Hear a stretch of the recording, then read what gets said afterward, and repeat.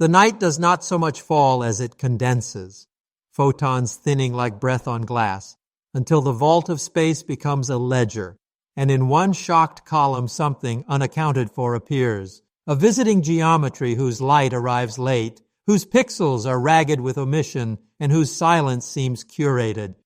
We stand at consoles and windows and rooftops, a species of note-takers trying to read a sky that writes in particles and patience, and the first clue is absence. There should have been images, time-tagged, phase-angle ripe, the very frames that would let us taste the grain of its surface and the temperament of its spin. Instead, we get delays stamped with the bureaucracy of the infinite. We are told of calibration backlogs and pipeline contention of telemetry awaiting validation. But the night does not explain. It merely carries. And into that carrying slips 3I Atlas, the third object observed to trespass our solar border with enough speed to leave again, as if the gravitational authority of the sun were merely a checkpoint on a larger road.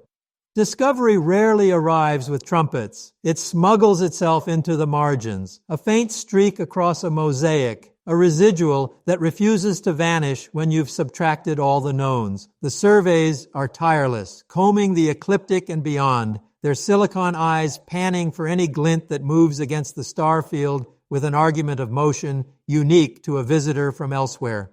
The algorithms flag it first. The astronomers, caffeinated into parental vigilance, vet the flag. Hyperbolic, that word has weight.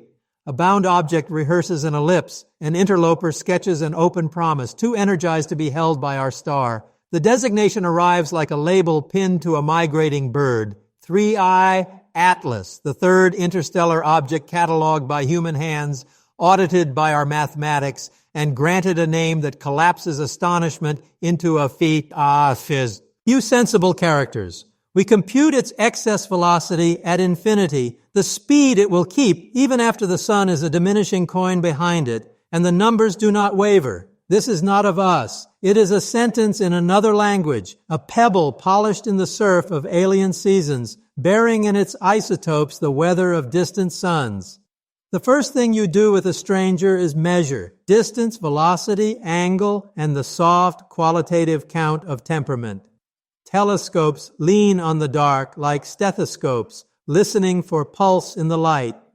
Photometric curves sketch the story of rotation, peaks and troughs that repeat or hesitate, revealing whether the body is a shard, a slab, a tumbleweed of ice and dust.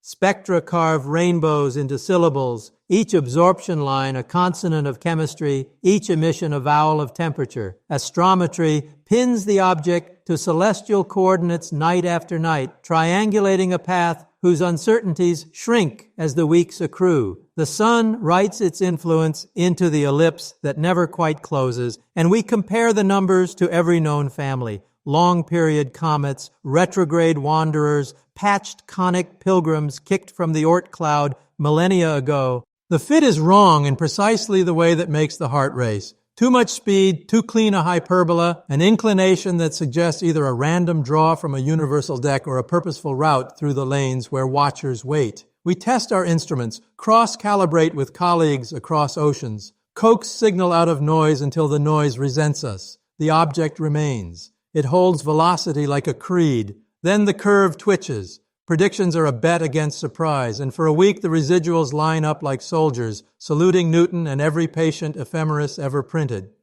But somewhere close to a solar wind sector boundary crossing, just after a red dwarf in a nearby patch of sky coughs a flare that will be blamed for everything from ionospheric jitter to sleeplessness, the numbers stroll away from their appointed place. Not far. A whisper, not a shout. But the ephemeris does not like whispers. You refit the trajectory with a non-gravitational term, a faint A1 or A2 in the cometary dialect, parameters that stand in for outgassing jets and anisotropic thermal recoil. The fit improves, but with an ache in it, the way a forged signature fools a glance but not a lover. If this is outgassing, then where is the spectroscopic echo of volatiles, where the brightening episodes, the coma that comets wear like the memory of their formation? Perhaps it is dust, fine as smoke, a photonic sail reflecting momentum in a way no one taught at school, because the textbooks were bound to what was common, not what was true. Or perhaps there is a different story in the light we do not gather because we do not look at those frequencies on those nights when we most should. The mind walks two roads at once, one paved with evidence, the other braided from imagination's tensile strands. On the first road, we inventory the mundane extraordinary, a long fractured body of carbon-rich rock and ice, porous as a cathedral of frost, sublimating unevenly along fractures that precess with its spin. Yorp torques do their slow work. Photons tap it like practiced drummers, thermal gradients nudge and correct. On the other road, we allow a sliver of the forbidden, engineered reflectivity, structural thinness designed for sale, microthrusters taking sips of energy from a system we do not yet know how to name. The phrase alien probe is not a conclusion. It is a placeholder for humility. Intelligent artifice must earn its evidence the hard way by surviving every natural alternative we can contrive. But suspicion is not belief. Suspicion is craft. You put it on the bench with everything else and test it, because to refuse to test is to refuse to be surprised, and surprise is the currency of discovery. Between these roads runs the guardrail of honesty. We do not know yet. We suspect the subtle. We will not marry our first crush. Coincidence is a rooster that crows after dawn and claims the sun. Yet even skeptics keep a private ledger of aligned events, if only to strike them out later with satisfaction. The timing is intrusive. A solar sector boundary crossing ripples the heliospheric medium, plasma density, magnetic orientation, and particle energies realign like a new key signature. The faint non-gravitational term grows just then. Meanwhile, an unrelated mission, said to be unrelated, claims a downlink outage that truncates a scheduled observing run of the object at precisely the phase angle most likely to betray texture and jets. Elsewhere, a ground-based array loses a half-night to weather that was not forecast. Synchronicity is not statistics, but the human cortex has never been a mere tallying machine. It is a meaning engine. We lay these beads on a string and ask whether we are threading truth or superstition. To test, we look for anti-coincidence. Nights when everything should line up but doesn't. Releases when politics would prefer delay. A picture emerges, half shadow, half candor. If there is orchestration, it is not a symphony. It is a metronome clicking in certain corridors where missions share budgets and loss of signal reports can be written with enough precision to be defensible and enough vagueness to be useful. Gravity is a language that does not tolerate lies. You can tell when a body has exchanged whispers with a planet. Its path bears the grammar of the encounter, a clean bending that honors momentum and mass as if they were vows. We project the guest's inbound asymptote backward through a theater of possible interactions, perturbations by Jupiter, by the sun's quadrupole moment, by smaller masses that usually only sign the attendance sheet, not the script. The trajectories we plot obey a Hamiltonian whose elegance robs breath, the conserved quantities, the symmetries, the integrals that make space-time a negotiator rather than a bully. And yet, layered atop this chant is something that behaves like a hand on a shoulder, brief, directional, repeatable enough to tease, not saint, easy enough to confess. If it is outgassing, it must be collimated along fractures that wake and sleep with sunlight in a way that mimics a program. If it is dust sail physics, then the area-to-mass ratio is higher than our crude albedos suggest. If it is neither, then we are listening to a new instrument in the orchestra, one that plays a note we cannot yet assign to any known family. Suspicion flowers where data go thin. In the days when the phase curve would have opened like a book, the sun writing shadows across microtopography, the object's skin answering with gloss and grain, the images stall. The notice is bland, the way official notices are when they have unhappy hearts. Processing delays due to calibration updates. Another, reprioritization of Q for planetary defense targets. Sensible, defensible. And yet this is a planetary defense target, if the phrase is to be honest. An interstellar body is an arrow whose fletching we do not read lightly. We hear rumors which we ignore, and then rumors of rumors which we ignore twice. The credible concern is simpler. A pipeline choked by its own success, a world of telescopes generating more light per night than yesterday's software can swallow, The darker concern is older than rockets. Institution as filter, public as audience, truth as a product shaped to protect confidence. Good people get caught between better angels and budget lines. They do not twirl mustaches in mission control. But good people can delay. Delay is the most modern censorship. It leaves truth intact and renders it irrelevant. The night waits. We file requests. We plead in peer-reviewed tones, and we point our own smaller mirrors while the big ones remember their schedules. Let us do the decent work of physics in the meantime. The heliosphere is not a bathtub. It is a wind, a magnetic quilt, a pressure engine. Particles whisper past the newcomer and exchange secrets with its surface. Electrons laying down charge, ions gnawing at the occluded chemistry. If the body's crust is a palimpsest of carbonaceous compounds, the sun will write upon it with heat, and where fissures open, molecules will leap into vacuum and push the parent stone by recoil. But sublimation writes in light as well as in force. You can see its freight in narrowband filters, tuned to CN, C2, OH, ghost signatures of cometary breath. The surveys report hints and then hesitations, like someone speaking a language they learned from a book and rarely get to use. The rotation period refines, a few hours, perhaps, or something more erratic that argues for tumbling. A sail, if there is one, is not a polished plate. It would be a dust architecture, thickness measured in dreams, held by cohesion, forces better known to microchips than to asteroids. Such a thing would not announce itself flamboyantly. It would confess only through the arithmetic of accelerations and the stubborn refusal of residuals to die. Whatever the case, the gravitational ledger remains mostly honest. The path is outbound. The visit is brief. The learning window is a dartboard shrinking toward the bullseye of invisibility. We talk then about consequences. If this is natural, it nonetheless forces a revision of our priors. The galaxy is not merely a place where systems keep their toys to themselves. It is a commons where debris exchanges stories with any star careless or hospitable enough to listen. Each interstellar object is a sample return mission, delivered free, a core drilled from a planetesimal belt we did not pay to visit. Isotope ratios become passports. Mineralogy becomes a dialect coach. With enough visitors, we can build a census that is not of our world, but of the larger conversation from which our world was carved.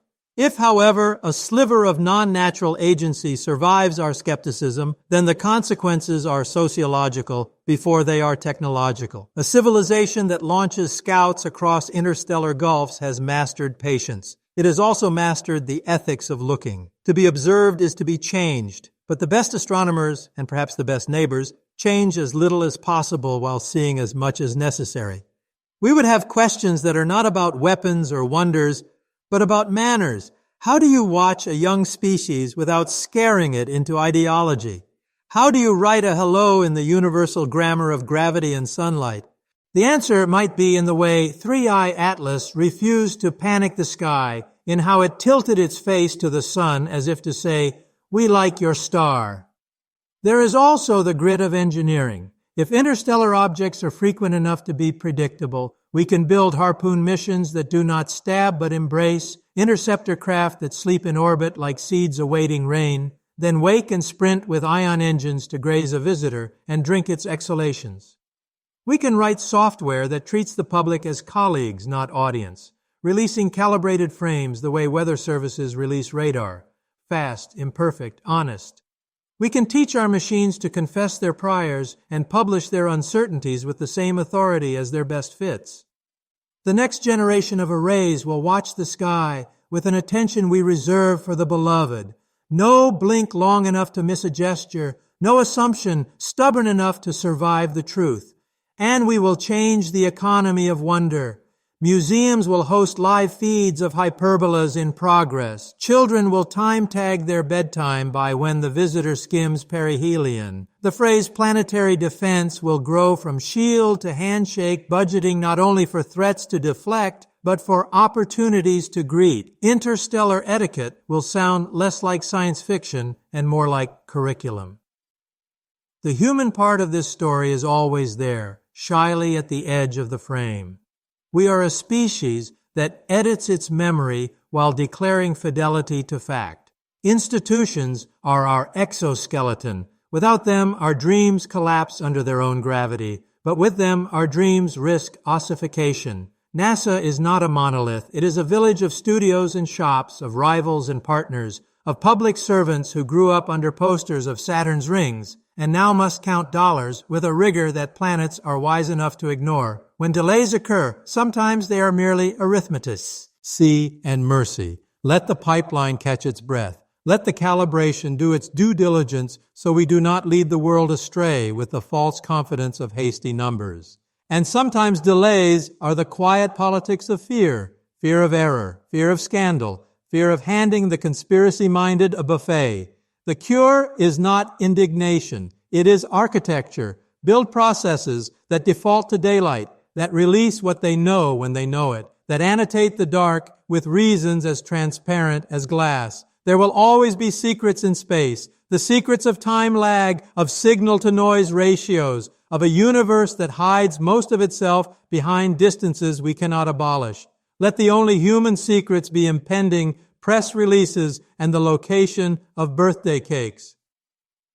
As 3i Atlas thins back into the general night, a thing among things, we are left with the residue that true encounters deposit, revised questions.